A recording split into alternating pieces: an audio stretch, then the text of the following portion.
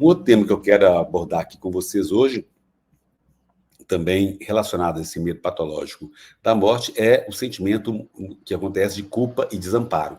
Então, muitos aspectos aí dos transtornos de ansiedade, a culpa está muito envolvida, os sentimentos hostis em relação também a figuras parentais, né? Isso gera um medo de uma punição retaliativa, de lesão de corporal e de morte também. Então, a culpa, muitas vezes, as raivas que você tem em relação aos seus familiares ou pais, isso gera um senso de maldade que as pessoas evitam, né? E aí essa raiva originada aí de desapontamentos, de rejeições, de perda, de solidão, expressam muito por sintomas físicos, medo de convicção de estar doença grave.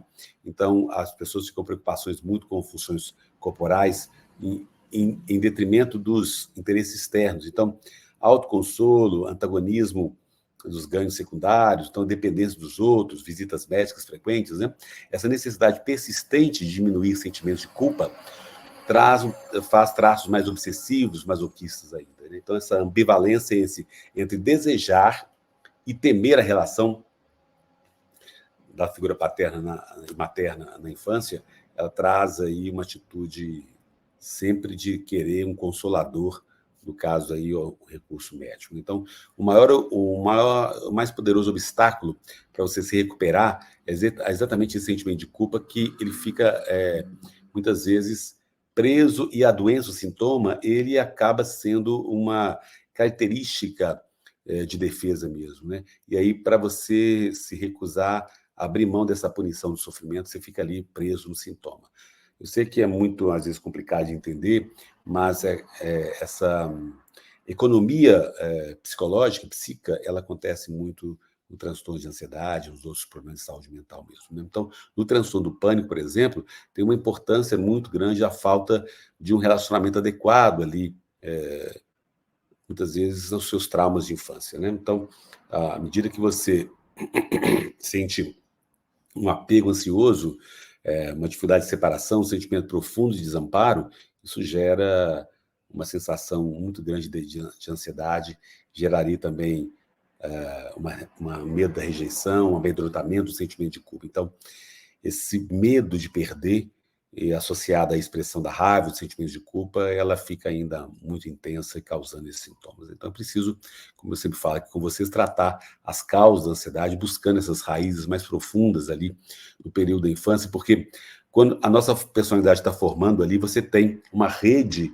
de significados e de formação da personalidade que ela acontece na primeira infância, e isso te acompanha o resto da vida, né? Por isso que é importante tratar com a psicoterapia, para que você possa cada vez mais entender esses meandros psicológicos da sua formação enquanto indivíduo, a sua personalidade, para você ir elaborando e se libertando dessas prisões psicológicas que aumentam os sintomas da ansiedade. Claro, é um processo gradativo, mas na psicoterapia você vai se libertando disso, né? Jô, doutor, tive uma forte crise com tonturas e visão escura. Depois fui parar no hospital, fiz eletro e não deu nada, mas não consigo acreditar. Ô, Jô, sinto muito aí pelos sintomas, eu sei que são sintomas muito intensos que as pessoas com ansiedade sofrem mesmo, e que trazem uma preocupação grande, o que a gente trabalha aqui muito, esse foco nos sintomas, e também é muito comum as pessoas com ansiedade não acreditarem que é ansiedade. Ou seja, a pergunta das pessoas é como que o fator psicológico e emocional, como a minha história de vida, repleta, às vezes, de traumas, repleta de medos, cheia de sofrimentos, ela está ainda até hoje me gerando sintomas da ansiedade. As pessoas não conseguem, muitas vezes, entender esse mecanismo psicológico, né? Ou seja, nós somos formados, desde criança ali, pelo próprio processo educacional dos pais, pelo apoio deles, ou a falta desse apoio. E isso vai formar a nossa personalidade, vai formar as nossas crenças mentais, psicológicas. E quando eu tenho problemas nessa formação, isso vai me acompanhar a vida toda, né? Então, às vezes, você com 40, com 50, com 60, 70, 80 anos, está revisitando esses encontros parentais na infância para poder elaborar e se libertando gradativamente mesmo. A tontura é comum na ansiedade, porque o corpo está muito acelerado, né, com o mecanismo de luta e fuga da ansiedade, onde você está ali bastante eletrizado com a produção excessiva de hormônios de estresse. Então, você tem o corpo todo alterado, né?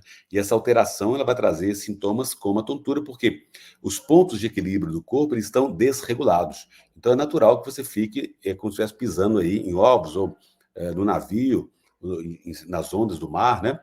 Mas a gente trabalha muito você poder surfar nessas ondas com mais tranquilidade, evitar o medo dos sintomas, porque o medo dos sintomas ele aumenta os sintomas. Então, é muito importante entender que as crises de tonturas elas são comuns. Problema na visão, visão escura, rebaixamento da visão em túnel, manchas na visão, moscas volantes, são todos sintomas muito comuns da ansiedade que persistem aí durante muito tempo, porque há uma alteração mesmo do organismo. E essa alteração traz essa tensão toda e que você está vivendo aí, que assusta muito. Mas, graças a Deus, não é grave. Né? Você fez eletro, você fez exames médicos, você não tem nenhum problema orgânico, médico, você tem um problema psicológico. Então, é importante a gente saber essa diferença e aí você se tranquilizar para que você possa cada vez mais elaborar esses sentimentos, essas dores emocionais, dores da alma, e pouco a pouco você se equilibrar e eliminar esses sintomas. Claro que não é fácil, mas com a psicoterapia você volta ao normal, tá? Beatriz, doutor, minha visão fica confusa. Pode ser da ansiedade? Sinto dores de cabeça também. Os problemas da visão são comuns da ansiedade. Eu tenho aqui no meu canal do YouTube, Paulo Antônio Almeida. Se você não me segue lá, siga, por favor, aqui no YouTube.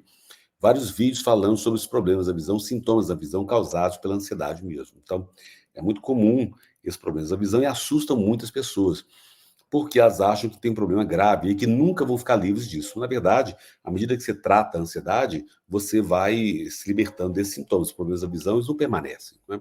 Porque há um excesso de tensão mesmo psicológica e há um corpo bastante alterado, consequentemente, os sintomas da visão eles vão aparecer e assustar muito. Como eu falei, manchas volantes, moscas volantes, manchas, visão em túnel, escurecimento da visão, rebaixamento da visão. E tem pessoas que têm até uma cegueira momentânea, e aí ficam vendo também estrelinhas, né?